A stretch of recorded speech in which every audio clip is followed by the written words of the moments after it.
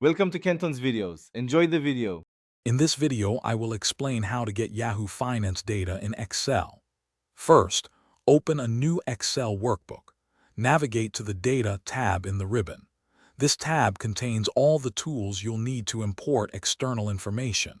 We'll be using the From Web option, which allows Excel to connect directly to a web page and pull specific tables.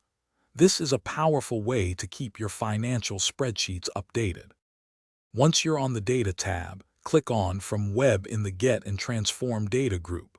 A new dialog box will appear, prompting you to enter a URL. Go to Yahoo Finance, find the stock you want, and copy its URL. Paste this link into the Excel dialog box. Excel will then attempt to connect to the web page and analyze its content for importable tables.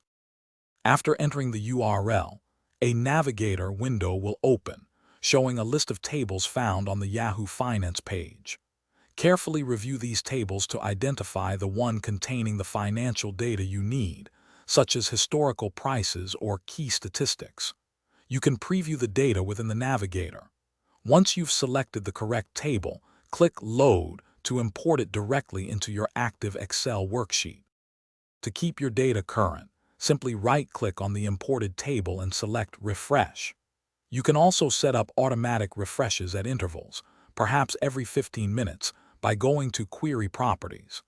This ensures your financial analysis always uses the latest information. For more helpful tools and deals, including those leak-proof containers to make meal prep easy, be sure to check the description below this video. Thanks for watching. Thanks for watching. Consider subscribing if we helped you.